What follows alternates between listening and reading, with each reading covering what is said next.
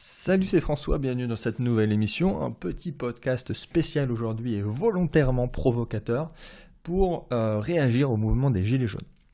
Alors, je m'étais toujours dit que je ne ferais pas de politique dans mon contenu, pas de politique sur ce podcast, mais là, il y a tellement de choses à dire et au final, voilà, surtout, on va aborder des sujets annexes à cette actualité politique et sociale, donc je voulais absolument le faire.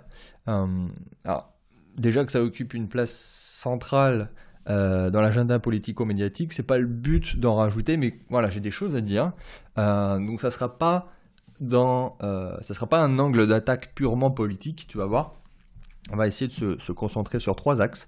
Donc je vais te donner le programme de cette émission. En premier lieu, il y aura mon avis politique sincère sur ce qui se passe.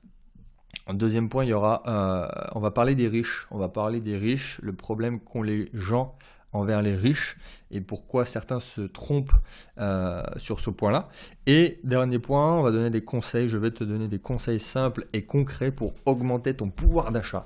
Donc on va parler de plein de choses, de budget personnel, d'investissement quand on gagne pas des masses, comment lancer un business en 2019 avec quasiment rien. Donc déjà, si tu me découvres avec cette émission, si tu me découvres avec peut-être cette émission qui va peut-être buzzer, je suis François, donc je suis le fondateur du site riche-à30ans.com. Je suis investisseur sur les marchés financiers, rentier immobilier et web entrepreneur. Donc tu peux mettre déjà un like à cette émission, ça m'aide énormément, ça permet de faire passer mon message au plus grand nombre avec un petit commentaire en plus, ça me ferait plaisir qu'il soit positif ou négatif d'ailleurs, parce que je m'attends à avoir quelques contestataires.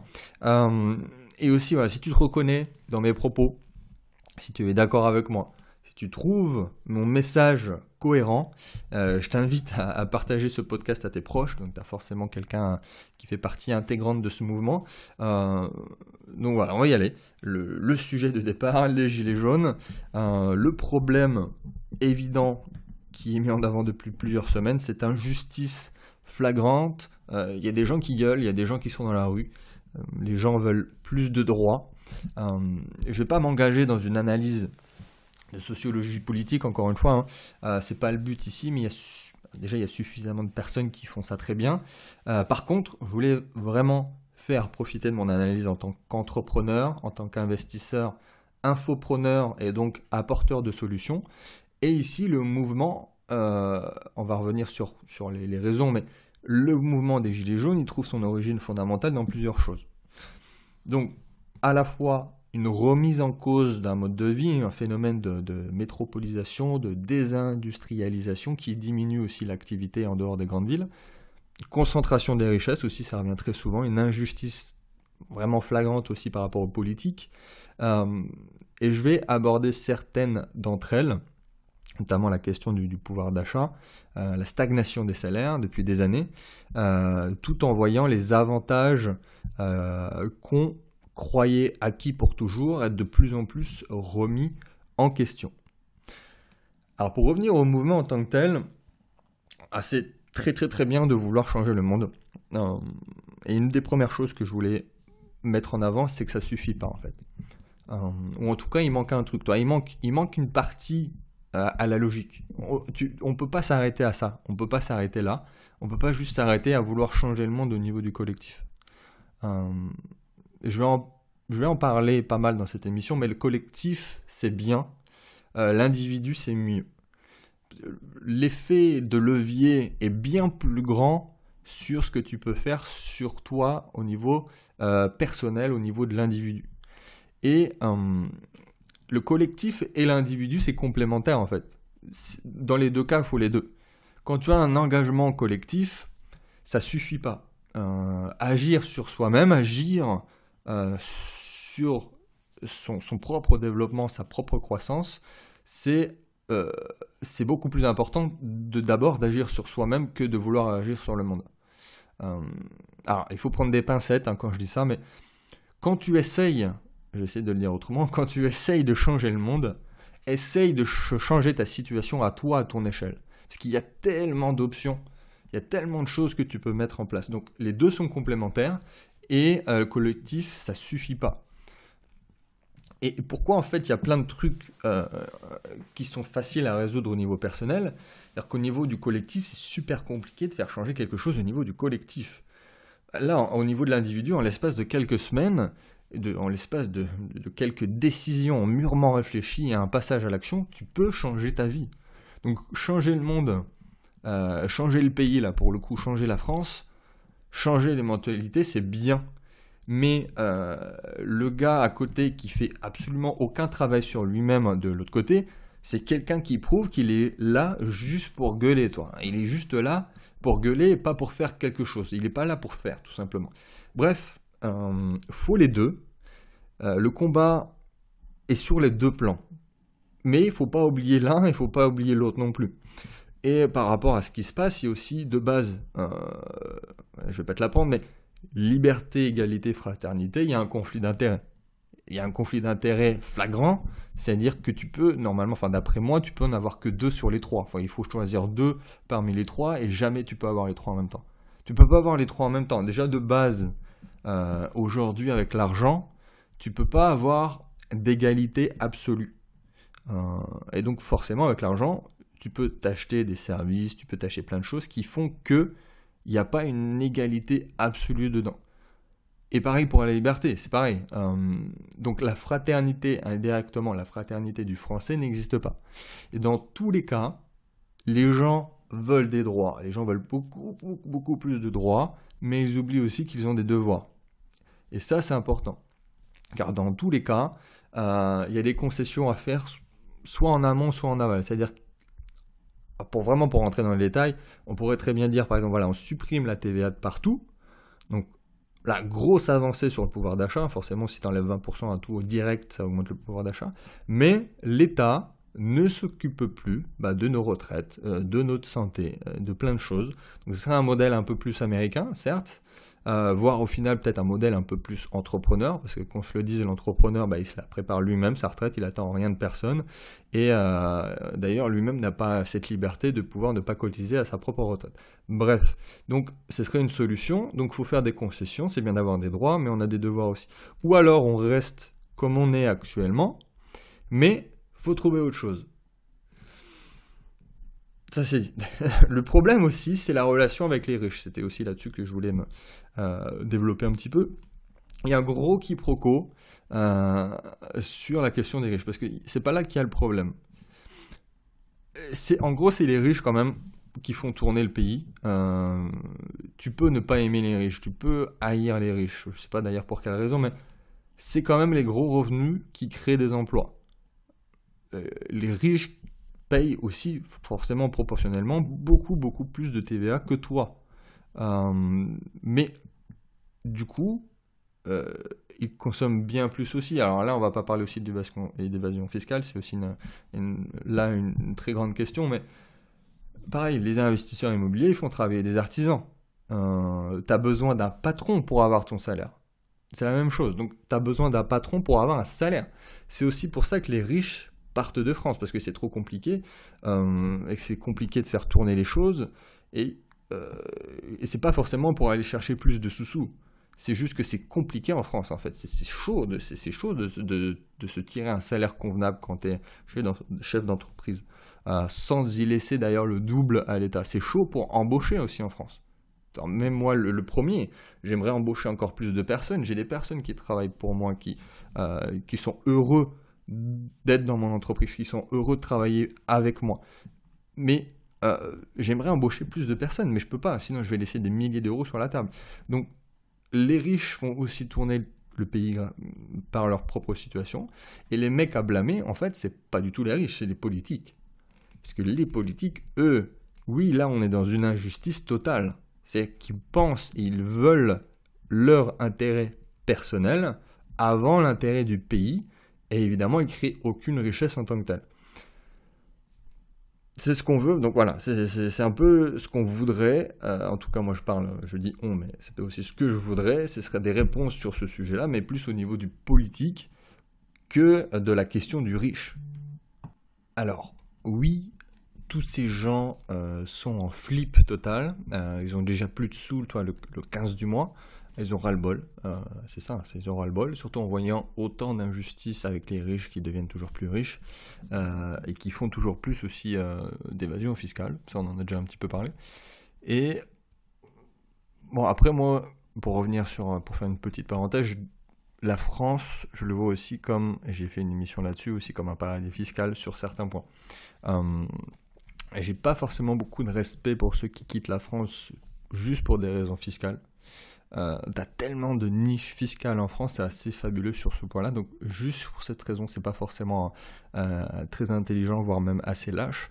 Mais voilà, au final, t'as ceux qui donnent les leçons, donc ça c'est les politiques, qui sont pourtant les bons derniers de la classe en matière d'exemplarité. Pourtant c'est simple, pourquoi il y a des personnes où le message est vraiment audible, et qui sont très populaires, c'est parce qu'ils joignent l'acte à la parole.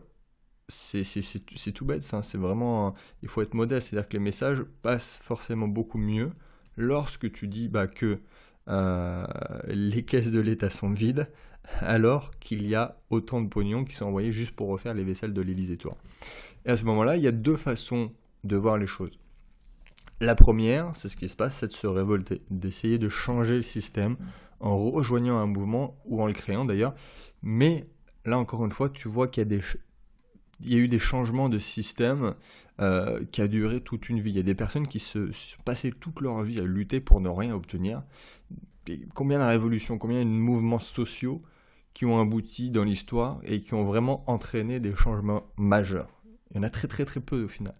Je caricature un peu, mais même des événements majeurs, comme la Révolution française, n'ont rien fait d'autre au final que remplacer une caste dominante, les nobles, les clergés, par une autre, comme plus ou moins aujourd'hui, la bourgeoisie, sans pour autant mettre fin au rapport de domination, au rapport de force qu'il y a entre les hommes. Donc même des événements comme ça, comme la Révolution française, au final, au niveau du collectif, ça n'a pas forcément changé grand-chose. Après, en tant qu'individu, c'est vraiment là-dessus encore que j'insiste, si tu agis dans une société, tu peux considérer que, par exemple, l'écologie, que l'égalité doivent être au cœur de tout.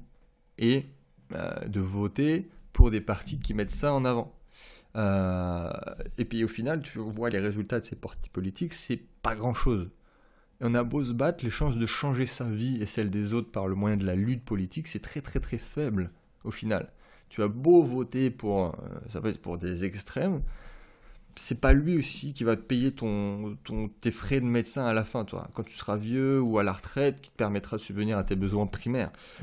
Tu peux passer des années à te battre, parce qu'en face, tu as des lobbies aussi, tu as des lobbies qui sont assez énormes. Donc fais d'abord quelque chose au niveau de l'individu, c'est-à-dire que le nombre de personnes aussi qui sont à la retraite, qui disent j'ai pas assez pour vivre, oui, mais il fallait investir en immobilier il y a 40 ans en fait, tout simplement. Le second, c'est peut-être moins ambitieux, mais beaucoup plus axé sur une logique individuelle. Mais par contre, chaque action que tu mets en place, chaque action te permettra d'arriver à un chemin beaucoup plus prospère. Le collectif, c'est bien, encore une fois, mais c'est difficile de faire évoluer un collectif. En revanche, si tu veux transformer ta vie personnelle demain, là, tu peux changer beaucoup, beaucoup de choses. Et c'est la voie de la responsabilité et de l'indépendance. Ce que peu de personnes veulent prendre en final. Parce que dans un sens, il faut être courageux pour faire ça. Il faut être courageux parce que ça demande de prendre ses responsabilités, tout simplement. Et pour améliorer ta situation financière, il y a des choses à faire. La première chose à faire, c'est de faire un état des lieux de ta situation, de ton profil, de chacune de tes dépenses, de tes finances personnelles et te rendre compte de l'importance de chaque budget dans ta vie. C'est-à-dire que ça permet en fait de te faire prendre conscience que certaines dépenses, certains investissements que tu penses être incompressibles ou indispensables et te demander si vraiment tu peux pas t'en passer ou trouver des prix plus faibles. On va reprendre un exemple, c'est-à-dire que si tu gagnes, admettons, 1500 € par mois, tu peux déjà essayer de le diviser par 30 pour voir ton budget quotidien. Ça nous donne donc 50 € par jour pour vivre. Donc imaginons maintenant qu'après une journée, tu vas faire tes courses, tu as le ventre vide, c'est pas une très bonne idée de faire ses courses quand tu as le ventre vide, mais bon, et que ton péché mignon, c'est les glaces Ben & Jerry. Les glaces Ben & Jerry à 6 € le pot, que tu vas manger en une seule soirée d'ailleurs. Et quand tu sais que à 50 € le budget quotidien, tu prends tout de suite conscience que craquer sur le pot de glace à 6 € quand tu fais tes courses le soir, ça représente déjà une part énorme de ton budget quotidien. Parce que tu peux dire que 6 € sur 1500, c'est pas grand-chose, mais 6 € sur 50, ça fait déjà beaucoup. Et on va même aller un petit peu plus loin. Si tu retires vraiment toutes les dépenses totalement incompressibles pour vivre, survivre, le loyer, les factures de chauffage, l'électricité, les transports, l'impôt, l'assurance, ce budget sur lequel tu ne peux pas beaucoup agir au final va représenter peut-être la moitié, voire même 30 € par jour. C'est-à-dire qu'au final, la réalité au quotidien, tu n'as pas 50 € pour vivre, mais tu as 20 € pour vivre. Et avec ces 20 €, tu dois t'acheter de quoi manger, te vêtir, faire des cadeaux à la fin de l'année, pour Noël, pour toute la famille, avoir un budget vacances, épargner, investir.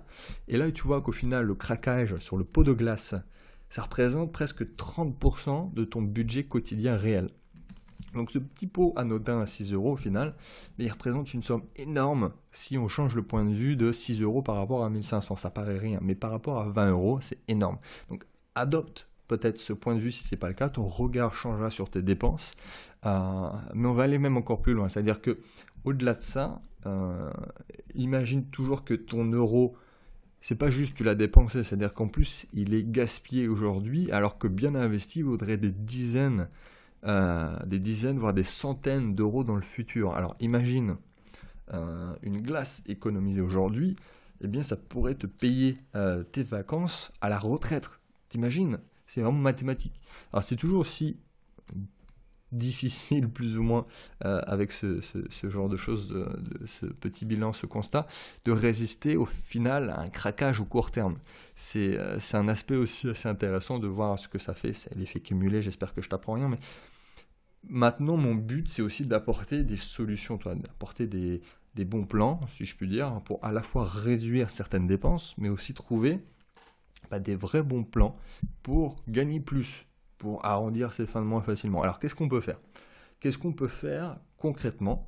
D'ailleurs, ce serait intéressant de là, tu te mettes en pause ce podcast, que tu mettes en pause cette émission pour essayer de réfléchir à qu'est-ce qu'on pourrait faire, mais vraiment sans argent.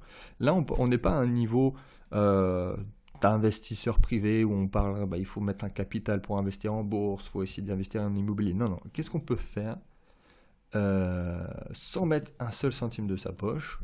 Des choses simples et des choses qu'on peut faire de suite.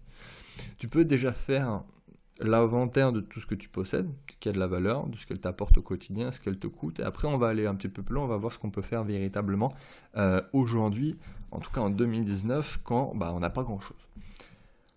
Est-ce que déjà, tu as vraiment besoin de cette voiture qui détruit littéralement ton budget, ce qui est vraiment la plus grosse dépense. C'est horrible si tu regardes de long terme ce que ça représente une voiture. Je n'utilise plus de voiture personnellement. Est-ce que ça pourrait pas déjà te laisser une marge de manœuvre? Alors il y a des situations vraiment plus compliquées que d'autres, mais encore une fois, est-ce que tu as vraiment une utilité de tous les objets que tu as? Est-ce que tu as vraiment une utilité de cet ustensile de cuisine que tu n'utilises jamais? Est-ce que tu joues vraiment encore de cette guitare que tu as acheté 1000 € et qui prend la poussière dans le placard? Toi, notre société nous a transformés en individus qui se construisent par la consommation. Et c'est une réponse un peu aussi à ce qui se passe, c'est qu'on vit toujours au-dessus de nos moyens, qu'on a besoin de posséder des choses, que bien souvent on va essayer de meubler, de remplir le vide par réellement une envie de posséder ces objets. Donc réfléchis sur ça. Vois ce que tu peux améliorer, ça sera déjà un petit point intéressant.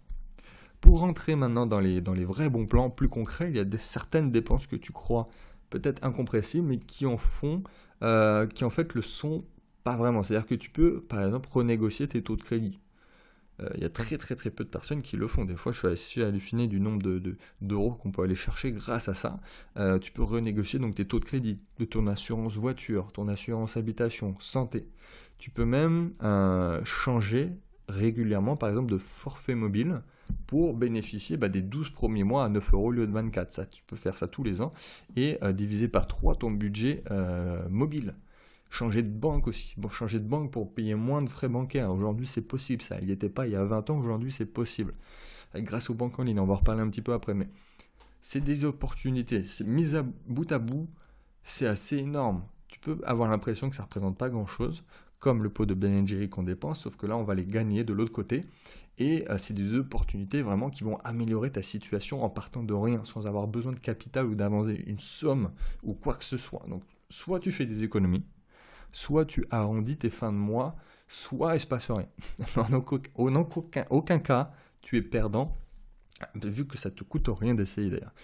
Il y a d'autres choses au final aussi, si tu as une voiture et que tu ne peux pas t'en débarrasser, tu peux louer ta voiture à des particuliers.